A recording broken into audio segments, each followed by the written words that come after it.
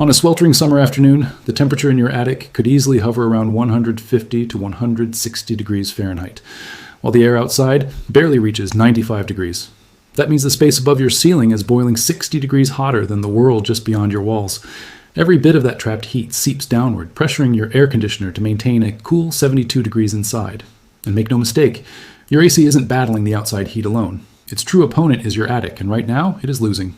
But there is a solution that can slash those soaring temperatures by 50 degrees or more. This method already exists in roughly half of American homes. It's installed but failing silently. In just 2 minutes, you could learn to inspect yours. A malfunctioning attic carries costs far beyond your electric bill. The roof above you suffers silently as shingles cook from beneath rather than from direct sunlight. Roofing Contractor magazine surveyed professionals across the country about how much shingle life is lost due to inadequate attic ventilation. Their average estimate? 24%. Extreme cases can reach 50%, turning a $12,000 roof into a $3,000 loss in lifespan, a hidden expense you cannot detect from the ground. What is even more alarming is that major shingle manufacturers such as GAF, Certainteed, Owens Corning, and Atlas require proper attic ventilation to validate their warranties. It's written into the fine print. Without it, coverage is void from day one. Homeowners might spend $12,000 on a roof with a 30-year guarantee, only to discover that they effectively purchased zero protection if the ventilation was ignored during installation. When shingles fail, curling, cracking, or shedding granules into gutters, the manufacturer sends an inspector to check the attic. If it is underventilated, claims are denied. The homeowner bears the full replacement cost. On top of roof damage, energy and efficiency adds up.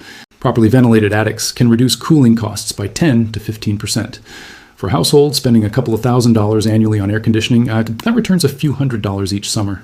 While helpful, these savings pale next to the cost of prematurely replacing a roof and losing the warranty. So, what should your attic be doing? The system is elegantly simple. Cool outside air enters near the bottom of the roof through vents in the soffit, the underside of the eaves overhanging exterior walls. As this air travels along the roof deck, it absorbs heat, rises naturally, and exits through a ridge vent at the roof's peak. From the outside, the ridge vent appears as a narrow strip along the ridgeline. Hot air leaving through the top continuously pulls fresh air from below. There is no fan, no electricity, no moving parts. The Department of Energy calls this ridge and soffit combination the most effective attic ventilation system available. When operating correctly, attic temperatures stay within 10 to 15 degrees of outdoor air. On a 95-degree day, that brings your attic down to 105 degrees instead of 160. A homeowner in Austin, Texas, reported that after balancing ridge vents with proper intake, the attic temperature dropped from 140 degrees to 95, a 45-degree difference, simply by restoring airflow that had been blocked all along. Yet research indicates that around 50% of homes in the United States suffer from poor ventilation. Surprisingly, the most common problem is not missing vents, but blocked ones. Soffit vents are often covered by insulation. Over time, blown-in insulation drifts toward the eaves, or bad insulation is stuffed tightly into rafter bays in attempts to maximize coverage.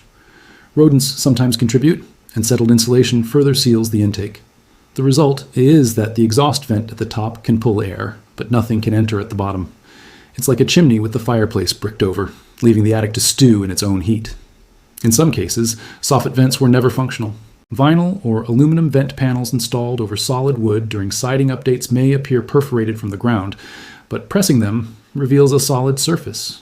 Air has never flowed through. The home has been pretending to ventilate for years, while hidden heat and deteriorating shingles quietly wreak havoc.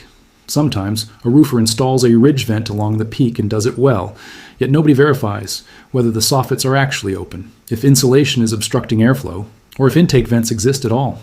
The exhaust may be functional, but without intake, the ridge vent becomes useless while the attic swelters.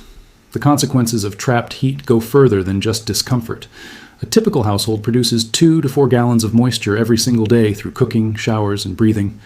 In a properly ventilated attic, this moisture rises and escapes with the hot air through the ridge vent. In a sealed attic, it condenses on the roof deck and soaks into the insulation. Wet fiberglass insulation can lose up to 80% of its R value, drastically reducing its ability to block heat. Essentially, the insulation you invested in is barely effective because the ventilation system meant to keep it dry is blocked by the very insulation itself. This creates a self-perpetuating problem, quietly affecting millions of attics across the country.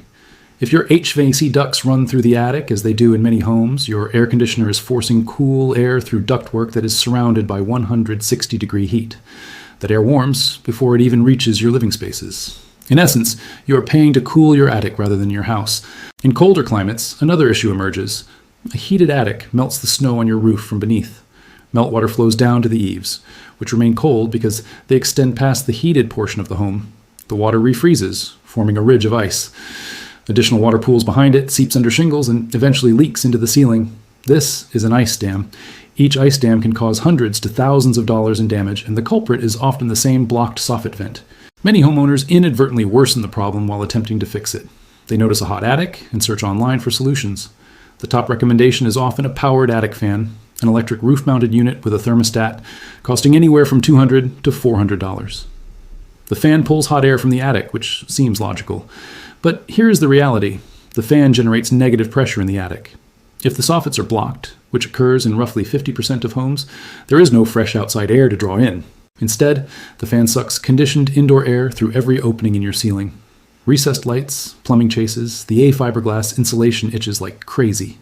Grab a flashlight and climb up into the attic. Focus on the lowest point where the roof slope meets the top of the exterior walls. If you spot a small gap between the insulation and the roof deck along the edges, maybe even some daylight peeking through the soffit vents, air is actually entering. That is exactly what you want. Now, check for the opposite scenario. Insulation packed tightly against the roof deck with no visible gap or light, pink or yellow fiberglass jammed against the underside of the roof and wedged fully between the rafters. This is your problem. Congratulations, you just found it. The solution is surprisingly simple. Put on gloves, reach in, and pull the insulation away from the soffit openings. You're not removing it completely, just creating a space about 6 to 12 inches wide along the edge so air can flow from the soffit into the attic. Move along the edge, rafter bay by rafter bay. You will notice the difference before seeing it. As you clear each bay, you may feel air starting to move past your hand. That is fresh outside air finally entering the attic for the first time in however long the insulation has been blocking the vent. This is the zero-cost version of fixing your attic. You are not adding anything new. You are simply restoring the system that was already installed and letting it function properly. If you want to prevent insulation from creeping back over time, you can install rafter baffles. These foam or plastic channels, available in the insulation aisle, resemble long, shallow trays about 2 feet long, roughly the width of a rafter bay. Slide one between each pair of rafters where the roof deck meets the soffit and staple it in place. It holds a clear air path and keeps insulation from blocking it again. They cost roughly $1 to $2 each. A typical house requires 30 to 40 of them. Total cost, $30 to $80 in a few hours with a staple gun. Not glamorous work, but this is the kind of effort that repays itself month after month for as long as you own the house. Some homes are missing essential parts of the system. No ridge vent, no soffit vents at all. If that is the case, the other half of the system must be installed. Ridge vent material costs about $2 to $4 per linear foot. Adding one during a roof replacement, which typically costs $10,000 to $15,000, adds only $300 to $650 to the project. That is a small fraction of the total cost. Soffit vents range from $315 to $465 installed. When you receive your next roofing estimate, ask 2 key questions. Does it include continuous ridge ventilation? Has anyone confirmed that the soffit intake is actually unobstructed? If the contractor seems surprised that you would even ask, that says everything. For under $1,000, you can complete a system that reduces cooling costs by 10 to 15%, extends shingle life by several years, preserves your warranty, keeps insulation dry, and prevents ice dams before they ever form. Or, if you clear the blockage yourself, the majority of that benefit comes immediately at no cost. The effect is tangible. That upstairs bedroom that was consistently 3 or 4 degrees warmer than the rest of the house, the one where the AC never seemed to catch up in the afternoons, evens out. Your air conditioner, which once ran in long, grinding cycles, now operates in shorter bursts. The house becomes quietly comfortable in a way you may not have realized it wasn't before. Your next electricity bill arrives, and the total is lower, maybe $20, maybe $40. Not transformative on its own, but consider the bigger picture.